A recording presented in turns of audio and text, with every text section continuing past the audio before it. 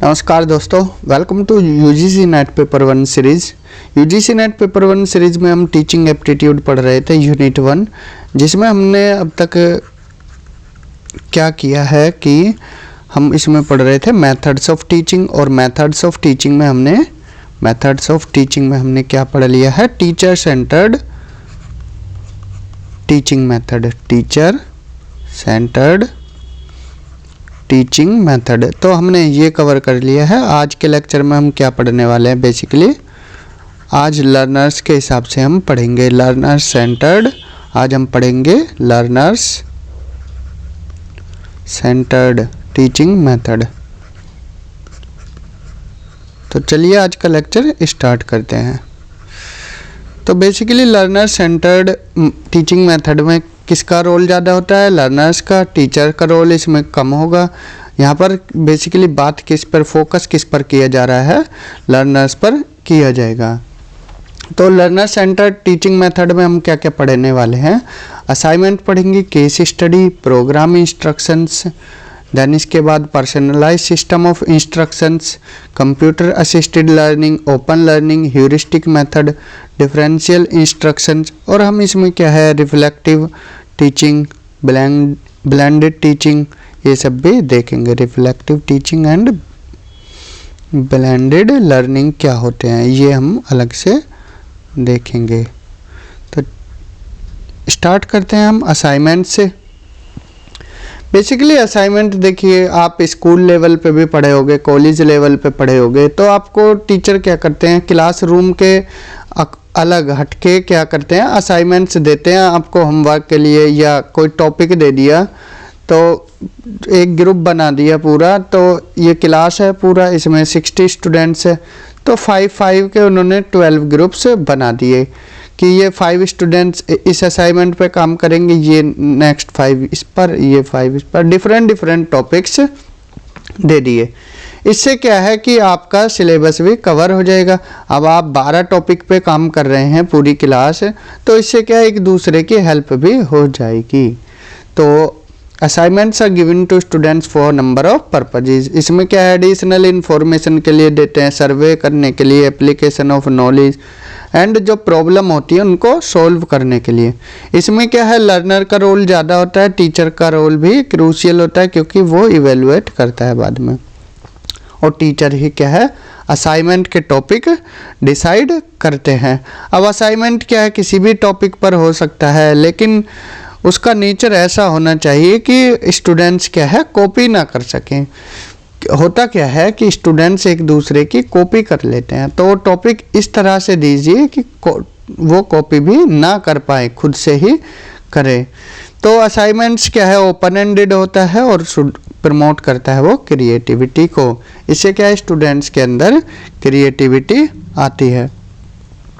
इसके एडवांटेजेस क्या हो सकते हैं? देखिए, ये स्टूडेंट्स की हेल्प करता है कि वो इंडिपेंडेंटली वर्क करें। तो पहला तो ये है कि अपने आप से ही काम करें। सेकंड, वो क्या करता है, स्टूडेंट को शार्पन करता है। स्टूडेंट्स की जो कॉम्प्रिहेंशन पावर, एनालिटिकल पावर है और प्रॉब्लम सॉल्विंग एबिलिटीज़ है, इनको क्या करता है, शार्पन करता है। ये क्या है, क्रिएटिविटी इनकलकेट करता है स्टूडेंट्स के अंदर। कोई स्टूडेंट्स है कि क्रिएटिविटी कैसे की जाए, कैसे प्रेजेंट किया जाए असाइनमेंट को, और किस वे में, किस टॉपिक पर, कैसे, कितना, कब, कहाँ लिखना है। तो इससे क्या है, क्रिएटिविटी आती है किसके अंदर, स्टूडेंट्स के। इसका लिमिटेशन क्या हो सकता है? देखिए, स्टूडेंट्स इसमें क्या है, कॉपी भी कर सकते हैं, तो ये क्या है, इसका लिमिटेशन है। एक तरह से ड्रॉबैक भी बोल सकते हैं, कमी भी बोल सकते हो। तो कॉपी कर सकते हैं जब तक उसको वेल प्लान्ड ना तरीके से टीचर ने दिया हो। टीचर को टॉपिक इस तरह से डिसाइड करने चाहिए कि कॉपी ना कर पाए। नेक्स्ट टॉपिक है हमारा लर्नर सेंटर्ड में केस स्टडी। सॉरी। तो केस स्टडी में क्या होता है? देखिए, आप ट्रेडिशनल टीचिंग मेथड से पढ़ा रहे हो। अब क्या है, जो केस स्टडी है वो क्या करता है, इसमें चेंजेस लाता है। जो आपके ट्रेडिशनल टीचिंग मेथड है उसमें चेंजेस लाता है। कैसे? देखिए, ये बात करता है एक्चुअल सिचुएशन की, जो कुछ चीज़ें हो रही हैं इसमें आपकी decision making power, challenges, opportunity, problems, ये सबको सॉल्व करेगा। जो भी आप क्या है डेली लाइफ से रिलेटेड भी यहाँ पर बात कर सकते हो, जो आपकी डेली लाइफ में हो रही है, डेली लाइफ या आपकी रियल लाइफ में बातें हो रही हैं तो उनकी बात की जाएगी, थियोरटिकल ना होकर। तो केस स्टडी किस बारे में डील करता है, जो भी सिचुएशंस हो रही हैं, और इससे क्या है आपका जो डिसीजन मेकिंग पावर है वो इम्प्रूव होगी। तो ये कौन कौन से सब्जेक्ट में काम करता है, psychology, management, biology, law, sociology, history आदि में ये काम करती है केस स्टडी। देखिए आपको एक केस स्टडी दे दी जाती है, लाइक दो फ्रेंड हैं, एक का नाम है क्या राम और एक का नाम है क्या श्याम। तो दो दोस्त हैं अच्छे और ये क्या करते हैं एक ही रूम में रहते हैं।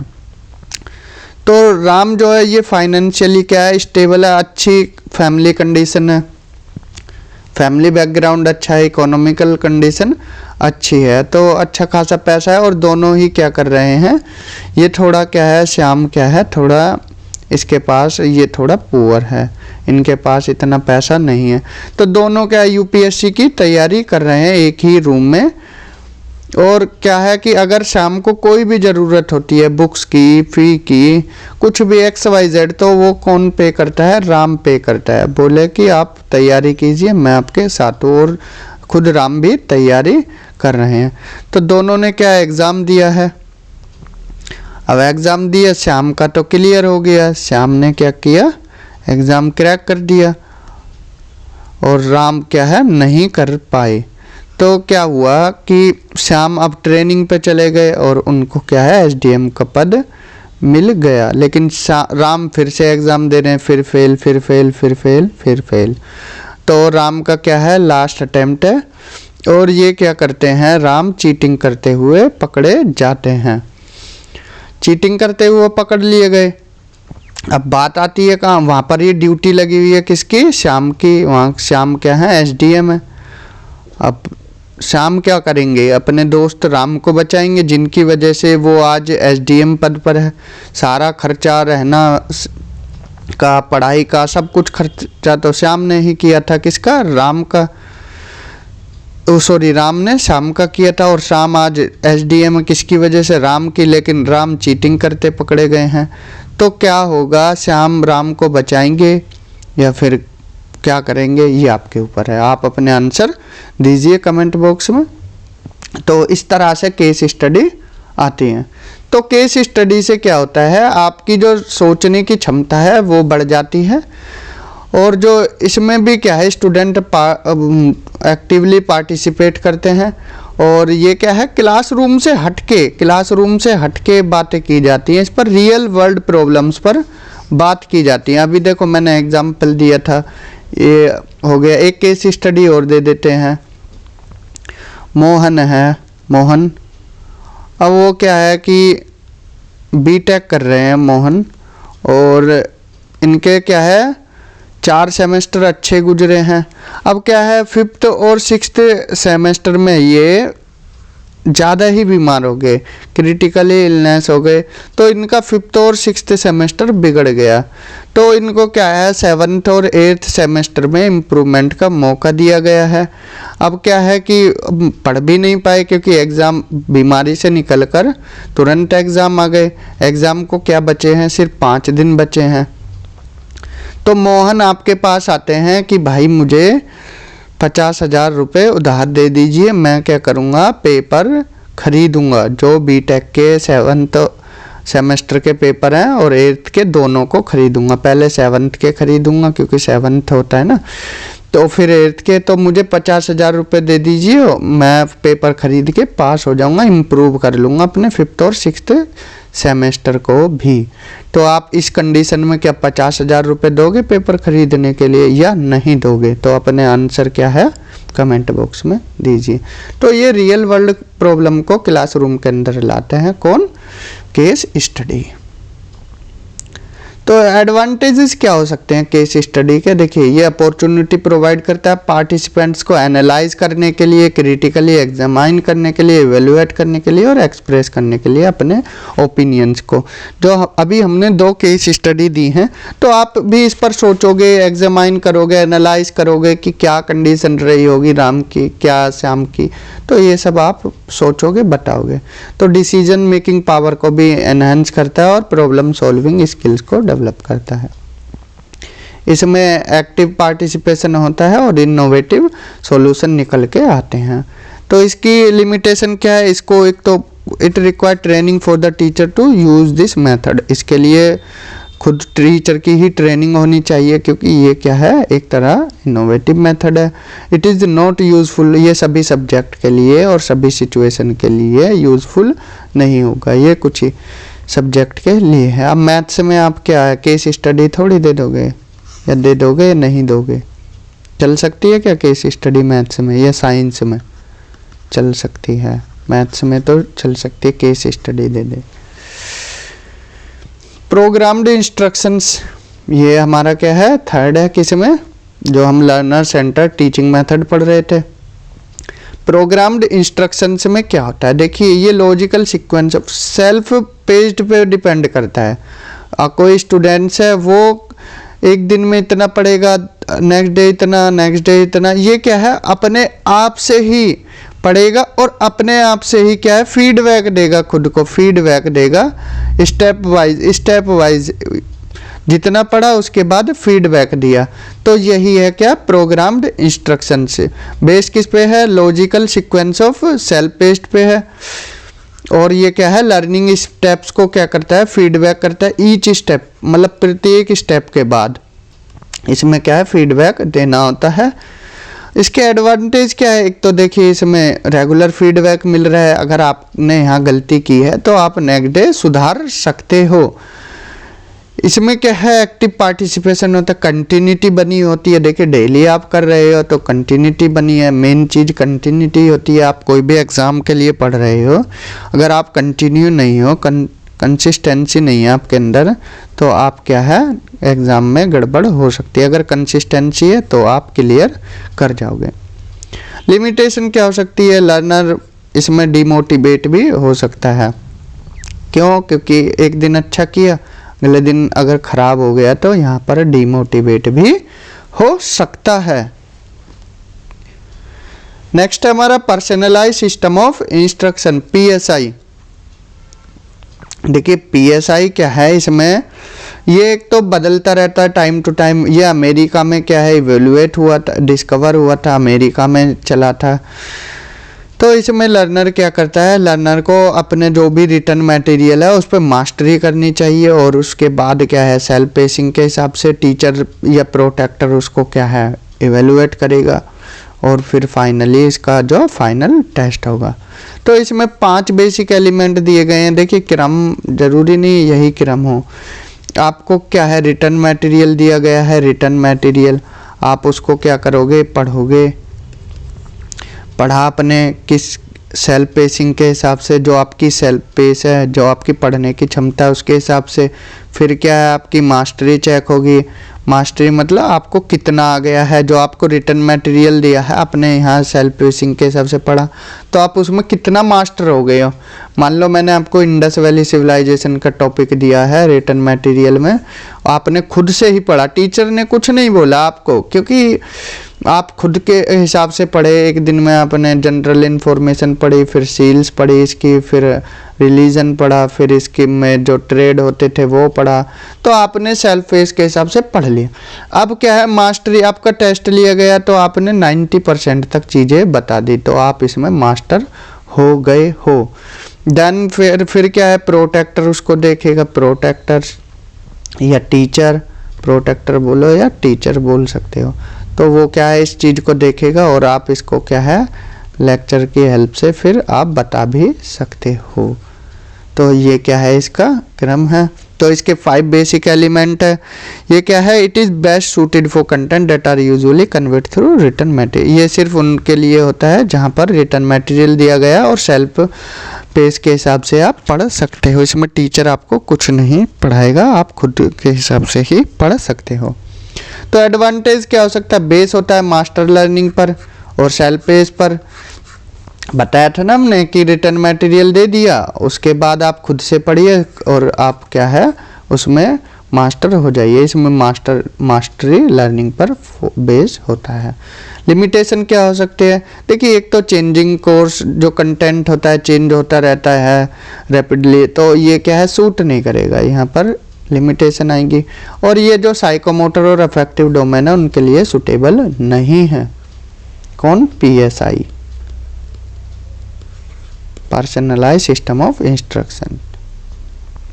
नेक्स्ट वन है हमारा कंप्यूटर असिस्टेड लर्निंग, CAL। ये क्या है? देखिए, इसमें क्या है, जो कंप्यूटर है वो मीडिएट का काम करता है। जो आपकी इंफॉर्मेशन फ्लो हो रही है लर्निंग प्रोसेस में, उसमें किसका रोल है? कंप्यूटर का। कंप्यूटर के पास एबिलिटी है इंफॉर्मेशन को अच्छे से एक्यूरेटली क्विकली आप तक पहुंचाए और आप क्या है चीज़ों को अच्छे से पढ़ो। अब हम लैपटॉप की हेल्प से आपको पढ़ा रहे हैं, तो आप भी लैपटॉप की हेल्प से पढ़ रहे हो, तो क्या है चीज़ें जल्दी जा रही हैं आपके पास। अगर मैं आपको दूर से वैसे ही पढ़ाने लगूं तो आप मेरे पास नहीं आ पाओगे, और लेकिन यहाँ ऑनलाइन पढ़ पा रहे हो। तो ये क्या है? मीडिएट का काम कर रहा है कौन? लैपटॉप या कंप्यूटर।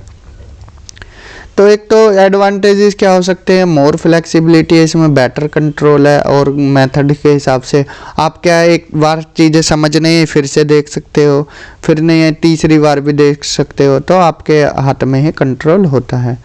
और ये it can be effectively use for drilling and practicing simultaneous and modelling, ये यहाँ पर इफेक्टिव होता है। लिमिटेशन क्या है? इम्पर्सनल और कॉस्टली हो सकता है। अब देखिए, सब तो अफोर्ड नहीं कर पाएंगे कंप्यूटर या लैपटॉप, सबकी फाइनेंशियल कंडीशन एक जैसी नहीं होती, तो ये कॉस्टली भी हो सकता है। देन हमारा नेक्स्ट वन है ओपन लर्निंग। ये फ्लेक्सिबल मेथड है। इसमें क्या है, आपको क्या है मटेरियल दे दिया या बुक्स दे दी, आपको बहुत सारी बुक्स दे दी हैं और आप अपने हिसाब से पढ़िए। आपको टॉपिक बता दिया है कोई और आप अपने हिसाब से पढ़िए। ये क्या है? एक तरह से फ्लेक्सिबल मेथड है। ओपन सिस्टम ये क्या है? काफ़ी कंट्रीज में चल भी रहा है कि आपका एग्ज़ाम हो रहा है, आपको 10-12 बुक्स लाने को भी बोल दिया, बुक्स की हेल्प से आप एग्ज़ाम कीजिए। अब आपने बुक्स पढ़ी होंगी तभी तो आपको पता होगा कि किस बुक में क्या है। और टॉपिक इस तरह से होते हैं कि सीधा आप लिख नहीं सकते, उनको क्या है आप बस हेल्प ही ले सकते हो बुक्स की। तो ये क्या है, इसमें मल्टीमीडिया का यूज़ भी होता है किसमें? ओपन लर्निंग में। एडवांटेज क्या हो सकते हैं? फ्लेक्सिबिलिटी देता है लर्नर को। और लिमिटेशन क्या होती है? देखिए, ये साइकोमोटर और अफेक्टिव डोमेन के लिए काम नहीं करता है। अब आप सोच रहे हो कि बार बार साइकोमोटर और अफेक्टिव आ रहा है, तो जब हमने आपको Bloom's taxonomy objective of teaching पढ़ाया था, ब्लूम्स टैक्सोनॉमी, वहाँ पर हमने कोग्निटिव, अफेक्टिव और साइकोमोटर डोमेन पढ़ाए थे। आपको अगर यहाँ समझ नहीं आ रहा है तो वहाँ जाके पहले साइकोमोटर और अफेक्टिव डोमेन और कोग्निटिव डोमेन को आप देख सकते हो। तो इसमें टाइम की ज़रूरत होती है। देखिए, आपको 50 बुक दे दी और एक टॉपिक है, तो 50 बुक पढ़ने में आपको क्या है बहुत टाइम लगेगा, रिसोर्सेज की ज़रूरत होगी, आप 50 बुक खरीद के लाओगे।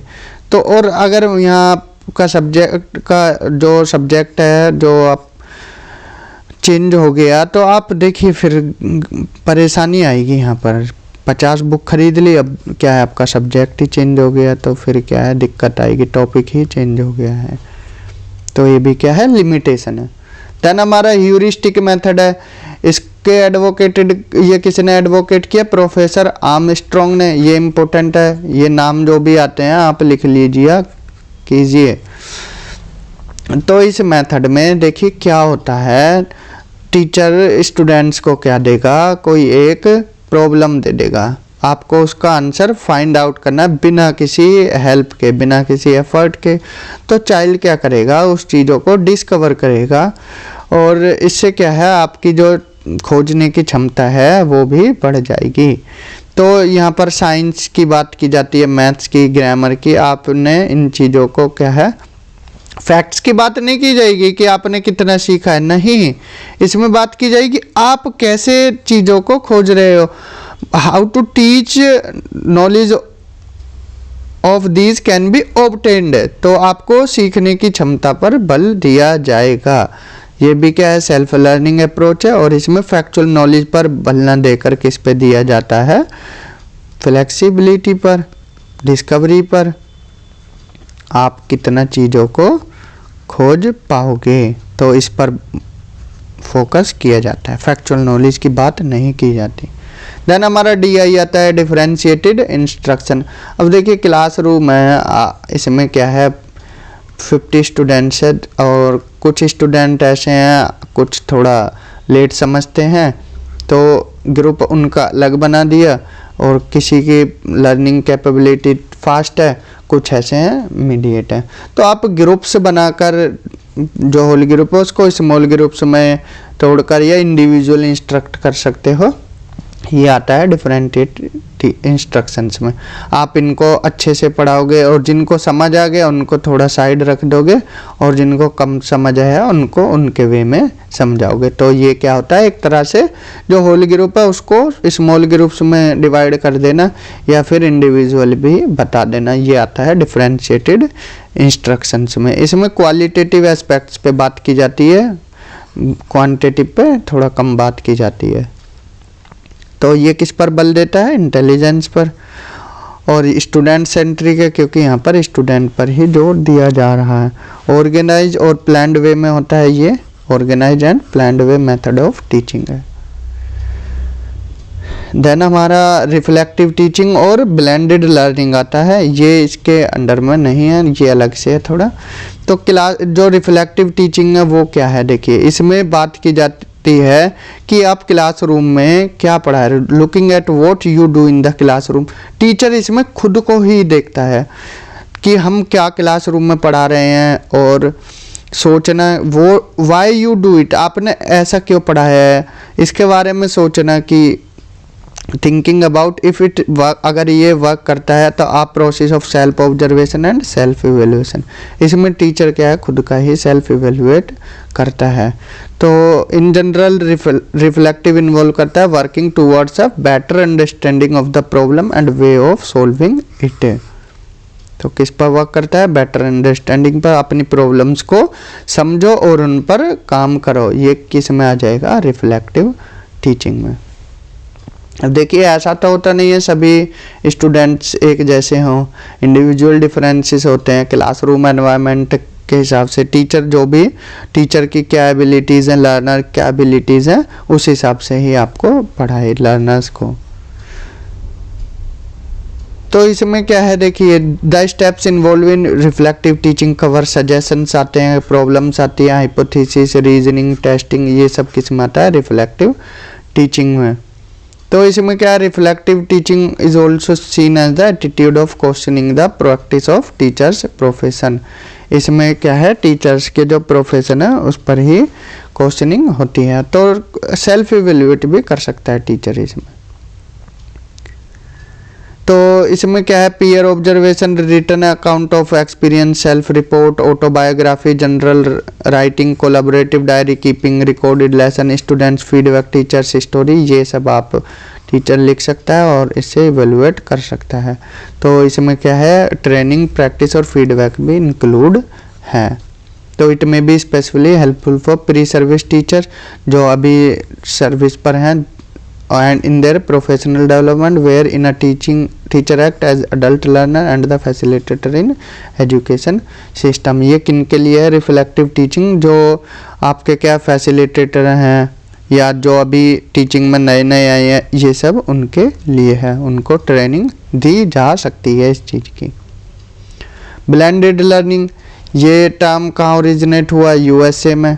देखिए इसकी कोई डिफाइन तो है नहीं ब्लेंडेड लर्निंग के, लेकिन क्या होता है, आपने क्लासरूम देखा है कि क्लासरूम में क्या है, प्रोजेक्टर लगा हुआ है और बोर्ड भी लगा हुआ है, टीचर यहाँ पर मार्कर की हेल्प से भी पढ़ा रहे हैं और प्रोजेक्टर की हेल्प से भी।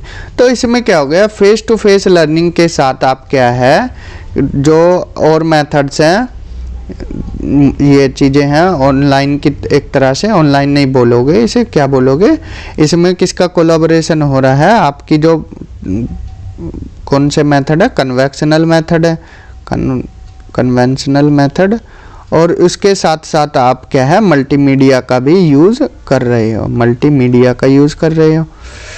तो ये क्या है ब्लेंड हो गया एक तरह से। और क्या है यहाँ क्लास में कोई नहीं है, आप क्या ऑनलाइन पढ़ रहे हैं सभी अपने लैपटॉप की हेल्प से, तो प्रोजेक्टर लगा के यहाँ पर रिकॉर्डिंग भी कर रहे हैं और फिर क्या है स्टूडेंट्स पढ़ रहे हैं। तो ये ऑफलाइन प्लस ऑनलाइन दोनों का कॉम्बिनेशन हो गया, इसको क्या बोलते हैं ब्लेंडेड लर्निंग बोलेंगे। क्लियर। तो ये ब्लेंड कर रहा है, दोनों मेथड इसमें इंक्लूड हो रहे हैं। तो आज के लेक्चर में हमने क्या है लर्नर सेंटर्ड टीचिंग मेथड पढ़ा, लर्नर सेंटर्ड टीचिंग मेथड। तो नेक्स्ट लेक्चर में हम क्या है क्या पढ़ेंगे, मिक्स पढ़ेंगे, जो मिक्स टीचिंग मेथड है। तो पिछले लेक्चर में हमने टीचर सेंटर्ड पढ़ा, इस आज के लेक्चर में हमने लर्नर सेंटर्ड, और नेक्स्ट लेक्चर में हम मिक्स पढ़ेंगे। देन इसके बाद ऑफलाइन एंड ऑनलाइन सिस्टम, फिर ऑनलाइन में मूक्स वगैरह पे हम मूव करेंगे, मूक्स, स्वयं प्रभा, ये सब देखेंगे। तो आज के लेक्चर में इतना ही। Thank you, have a good day.